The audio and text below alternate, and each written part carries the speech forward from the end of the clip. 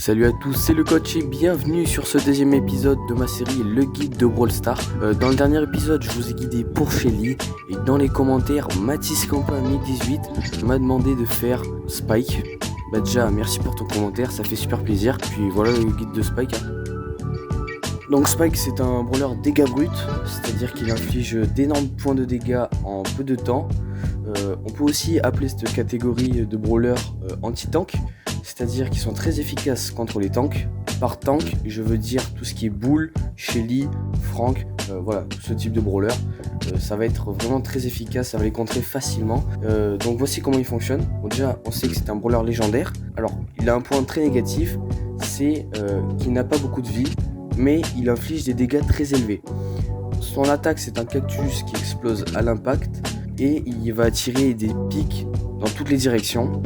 Et son super, lui, c'est un projectile épineux qui crée une zone de pic qui va ralentir les ennemis et qui va mettre des dégâts aux ennemis également. Donc Spike, grâce à sa capacité d'infliger d'énormes dégâts très rapidement, c'est un brawler hybride, encore une fois. C'est-à-dire qu'il excelle dans la quasi-totalité des modes de jeu. Il va être très très bon dans certains principaux, comme le Brawl Ball, le braquage ou la zone réservée. Il est très bon dans les autres modes de jeu, mais les principaux ce sont ceux-là. Pour ses stats, Spike a une win rate de 45,1%, c'est-à-dire que sur 100 parties, il va environ gagner 45 parties et en perdre 55. Donc en résumé, encore une fois, c'est pas énorme, ça veut dire qu'il n'est pas méta actuellement, ça veut pas dire qu'il est nul, mais il est pas à son prime non plus. À part ça, il possède une hypercharge, donc ça va être très important. Elle va agrandir la zone de son ulti et ça va booster ses statistiques d'en moyenne 18,5%. Pour le build, choisissez Cactus en pot. Pour le gadget, il vous permettra de gagner des points de santé si vous êtes proche de lui quand il explosera. Pour le pouvoir star, prenez balle courbe, qui vous aidera à dénicher les adversaires cachés derrière les murs, ou plus simplement d'atteindre d'adversaires plus facilement. Et enfin pour les équipements, prenez bouclier et ou épine épineuse ou dégâts. Donc ça c'est à vous de choisir entre épine épineuse et dégâts parce que les deux sont très bons, ils sont très choisis par la communauté. Franchement je vous conseille épine épineuse, mais dégâts ça peut être tout aussi efficace. Après ça va dépendre des situations, et ça c'est vous qui choisissez. Les autres pouvoirs stars et les autres gadgets sont très bons aussi, mais en principe ceux que je vous ai dit, ils seront plus efficaces.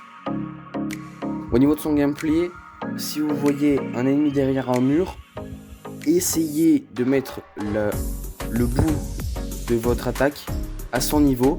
Si vous avez le pouvoir star des épines qui tournent, normalement vous le touchez. Ensuite, autre chose à savoir, Spike fera bien plus de dégâts s'il est au corps à corps que s'il est loin. Autre conseil, si vous êtes en Brawl Ball ou quelque chose où il faut bloquer les ennemis, utilisez votre ulti sur là où peuvent passer les adversaires, ça va les bloquer, ils vont être obligés de faire un détour s'ils veulent pas se prendre de dégâts. Ça va être très important parce qu'ils vont être coincés et ce sera plus facile de les finir.